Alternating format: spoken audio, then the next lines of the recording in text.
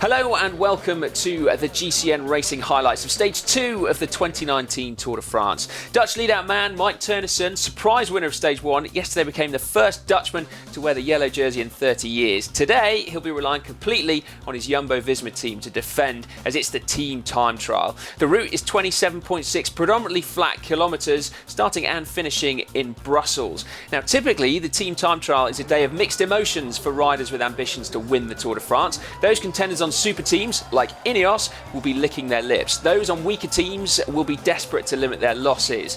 First team off is Ineos, an unaccustomed position for them, but as a result of the lowly team position in yesterday's sprint stage. It means, though, they put down the yardstick by which to measure other teams, and we would expect it to be a tough time to beat. But that said, in their 10 Tours de France, Ineos / Team Sky have never won a team time trial.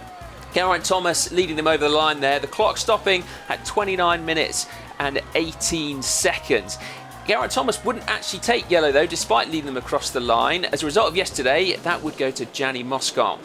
Thibaut Pinot's Groupama FDJ coming in pretty close now, but no, crash for David Gaudu, almost within sight of the line. Still, they've got to be happy to limit their losses to Team Ineos. Just 10 seconds back, or 11 seconds back on the line there.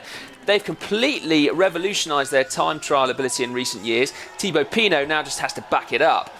Team CCC are one of the early starters, with Greg van Avermaet resplendent in his polka dot jersey. In their previous incarnations, Team BMC, they were almost unbeatable in this discipline. And they're not far off Team Ineos, losing a little bit of time on the second part of the course. But there we go, still rolling Groupama FDJ to take a provisional second place at this stage.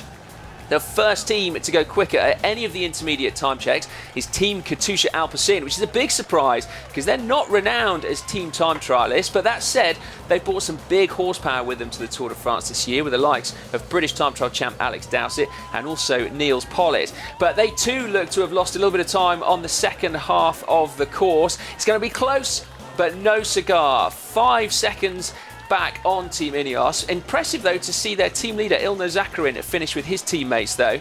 Sunweb will finish soon after, and they too look like they've gone quickly, just outside Ineos, but second quickest time at the moment.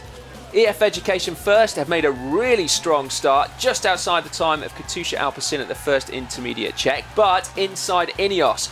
The question is, how is their pacing strategy? It's clear that the second half of the stage is all important, and they are close, but still outside of that time from Team Ineos, finishing 7 seconds back. Without a rider with ambitions for the overall win though, that might be slightly academic. There are still 2 powerhouse teams on course. This is one of them, De Koning Quick-Step, world champions in this discipline, looking to make amends undoubtedly after yesterday missing out on home soil, and it is very close to Ineos, but still an agonising 0.82 of a second outside. Provisional second at this stage. Gianni Moscon there from Ineos looking like he's breathing a sigh of relief.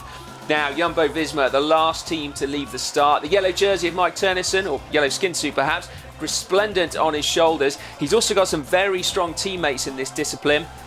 Former world multiple time trial champ Tony Martin, cyclocross sensation Wout van Aert, and now road revelation in fact, plus Laurens de Plus as well. And they are absolutely flying along, 14 seconds up on Ineos at that intermediate time check, and they've got time in hand as they're approaching the line. Here you can see 5 riders left, and they've absolutely crushed it. 20 seconds up on Team Ineos. Fair play. You can see Ineos, they've spent all day in the hot seat. You've got to feel a little bit sorry for them, losing it at the last minute. But they look relatively nonplussed, I suppose, with that. There you go, Tony Martin showing just how strong he is in this discipline. Steven Kruijswijk at the back there, he's their GC rider. He will have benefited hugely from the performance today. And there are the results that confirm it. Ineos 20 seconds back on Jumbo-Visma. A lot of teams finishing within a very close order of each other. Mike Teunissen, though, retaining that yellow jersey. Fantastic performance from them. Big losers today, Team Movistar, Team Trek Segafredo and AG Desert Mondial. Their team leaders all losing about a minute to race favourites on Team Ineos. Now, what faces the riders tomorrow in Stage 3? Starting in Bash, the riders will head due south onto French soil for the first time, finishing 215 kilometres later in Epernay. There are a succession of small climbs close to the finish, and indeed the last 500 metres itself is uphill, meaning that we should see an explosive stage.